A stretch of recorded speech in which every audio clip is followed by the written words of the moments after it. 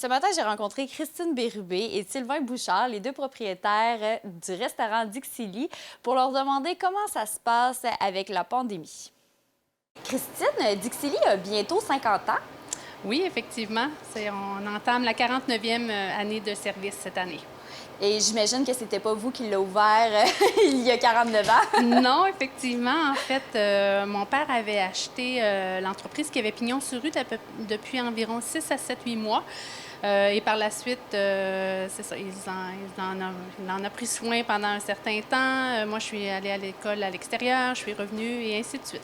OK, votre père, et après, c'est avec vous, c'est vous et votre mari qui l'a acheté. Oui, c'est ça, effectivement. OK, Puis, moi, en fait, j'ai grandi dans l'entreprise parce que j'étais toute petite. À 11-12 ans, j'avais des tâches un petit peu ici. Puis, c'est ça, par la suite, on a décidé de fonder notre famille dans la région. Donc, on est revenu s'implanter ici, puis on est bien content. Avec l'idée d'acheter le Dixili, ça faisait partie de vos plans? Oui, c'était quand même dans les plans disponibles. Moi, j'avais étudié en hôtellerie.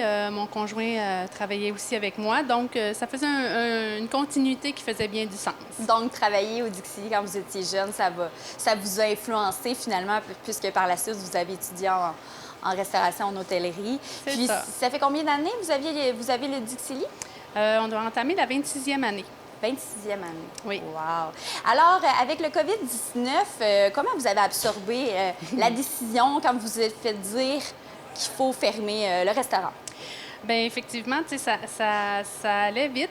On suivait l'actualité, les points de presse, et d'une demi-journée à l'autre, ça changeait. On a pris la décision de fermer pour donner un signal aussi aux gens que, bon, c'est sérieux. La vie est pas nécessairement, elle continue pas nécessairement de la même façon. Nous, ça nous permettait aussi de se repositionner, de s'assurer qu'on faisait les choses de la bonne façon. Mais ça surprend, on n'était pas prêts à ça. On avait, nos chambres froides étaient pleines, c'est beaucoup de périssables, on avait beaucoup d'aliments périssables, donc il faut gérer ça. Ça a pris quelques jours, nous, on a fermé la porte le 18 mars, mais ça a pris quelques jours avant de libérer nos équipes parce qu'on avait beaucoup d'aliments qu'on ne voulait pas perdre. Donc, on a fait des paniers, on a donné aussi à moisson, on a donné beaucoup à nos employés. Donc, s'assurer de minimiser les pertes parce qu'on s'attendait de fermer pour 2 semaines. Mais en fait, compte, plus le temps allait, plus on s'est aperçu que ça allait être un petit peu plus long. Donc, c'est ça. Oui, en général, on pensait tous que ça allait durer 2-3 semaines et finalement, ça a duré pratiquement 2 mois. Vous avez complètement fermé. Oui. Parce que, par exemple, je sais qu'il y a d'autres restaurants dans la vallée qui ont ouvert un petit peu avant vous, mais est-ce que c'est parce que vous n'avez pas de comptoir extérieur? Là? Non, c'est ça, on n'a pas de fenêtre de service extérieur. D'une part, on avait aussi nos fournisseurs au niveau de l'approvisionnement qui, eux, ça chambranlait eux autres aussi. Donc, il fallait vraiment là, bien se repositionner pour ouvrir d'une façon sécuritaire, tout réaménager. La façon de faire, s'assurer que le roulement allait être rapide. On a simplifié le menu. On s'est adapté, en fait, parce qu'initialement, on pensait fermer et rouvrir comme avant. Je dirais la première semaine, c'est un peu ça. On dit on ferme, puis on fait notre ménage, on fait notre entretien du printemps, on fait nos petites préparations, puis après ça, on réouvre comme avant. Et en cours de route, on s'est aperçu que non, ça ne serait pas comme ça. Donc, on a simplifié le menu pour s'assurer de servir tous nos clients dans un délai raisonnable. On a mis les pastilles, gardé le plus de gens qu'on pouvait à l'intérieur. Par jour de pluie, on ne voulait pas qu'ils soient dehors. On voulait simplifier la commande par téléphone aussi pour pas que les clients se croisent. Donc, on n'a pas fait de commande par téléphone. Mais le roulement se fait bien. Quand on a des gens à l'intérieur, on a environ 17 clients avec nous. Puis quand tout le monde est sur une pastille, si on peut dire, ça prend 12 minutes à avoir le menu. Donc, à ce moment-là, les gens se présentent. Une fois à l'intérieur, sur les pastilles, c'est 12 minutes. Fait qu'avec notre menu simplifié... Avec 2 mètres de distance. 2 mètres de distance. Les gens suivent les mesures. Les gens suivent. Bien, ils n'ont pas tellement le choix parce qu'ils sont tellement structurés. On a bien structuré ça pour ne pas donner d'ambiguïté. Là, on voulait s'assurer que les clients puissent suivre le trafic, puis ça se ferait bien.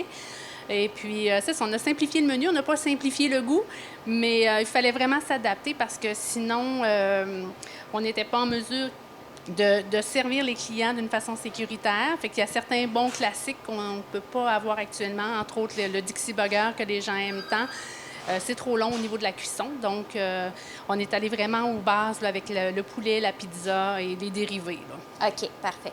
Puis, j'ai vu la première journée de l'ouverture, j'ai vu une de vos employés à l'extérieur qui avait l'air un peu à gérer aussi le trafic. Oui. Donc, vous faites super bien ça. Vous avez des gilets aussi, ça va bien aller. Oui, ça, tant qu'à ne pas réouvrir de la même façon, on s'est dit, on y va all-in, comme on dit, excusez l'anglicisme, mais on a pris des chandails d'équipe, fait que toute l'équipe est en chandail, ça va bien aller. Ça permet aussi, parce qu'on travaille avec, avec le masque, donc, d'accueillir le client sans sourire, c'est compliqué un peu. En fait, ça aussi, ça change. Ça paraît par les yeux, le sourire, mais quand même. Fait qu'avec le chandail, les gens le remarquent beaucoup, ils sont contents, ils trouvent qu'on s'est fondu un peu au décor de la COVID, puis c'était le but. Est-ce que vous allez ouvrir le dimanche? Parce qu'on a vu, le gouvernement donne maintenant la possibilité d'ouvrir le dimanche si on veut, si les commerces veulent. Oui, bien nous, on est toujours là le dimanche. Okay. Raison de plus, en fait, on est là même avec une équipe accélérée le dimanche parce que tous les autres services au niveau alimentaire sont presque fermés. Donc, on veut s'assurer de répondre à la demande. Fait que c'est sûr qu'on est là. Nous, on est là 7 jours sur 7. On a changé un petit peu l'horaire. C'est-à-dire qu'on ouvre les portes à 11 h et on ferme à 7 h parce qu'au niveau de l'équipe, on ne peut pas être aussi nombreux en même temps. Mais sinon, ça se déroule bien. Là. On aime mieux être là tous les jours avec un horaire un petit peu plus restreinte que d'avoir des journées où on n'est pas là du tout. Oui, donc vous êtes là pour le dîner, pour le souper, après c'est terminé. On garde la dernière heure pour nos préparatifs pour le lendemain, puis après ça, on est de retour le lendemain. Oui, parce que c'est beaucoup de mesures, j'imagine, avant d'ouvrir et à la fermeture, oui. Au niveau sanitaire. Au niveau sanitaire, désinfection et tout ça, là, Puis comme on travaille le plus possible à distance, bien, il y a des moments où on ne peut pas être nombreux, comme je vous disais. Donc, ça demande une réorganisation, bien sûr, au niveau de la cuisine. Donc, vous avez moins d'employés. Est-ce que vous avez été capable de rembaucher tous vos employés? On a toute notre équipe est là au complet. C'est qu'il y a des journées où on était moins, alors que là, quand on a quelqu'un à l'extérieur, plus on est un peu plus sur le plancher en tout temps. En fait, les journées où on était peu nombreux, là, on est plus nombreux. Les journées où on était très nombreux, on est peu nombreux. Donc, on a nivelé, en fait, si on peut dire comme ça, on a nivelé, mais toute notre équipe est à l'emploi. Peut-être juste moins d'heures par semaine, un peu. Ben non, c'est différent, mais toutes les filles ont leurs heures globales. Oui, non, ça, c'est important pour nous parce qu'on ne voulait pas les pénaliser, mais c'est juste que la réorganisation fait que notre ouvrage se fait différemment. Mais tout le monde est au poste.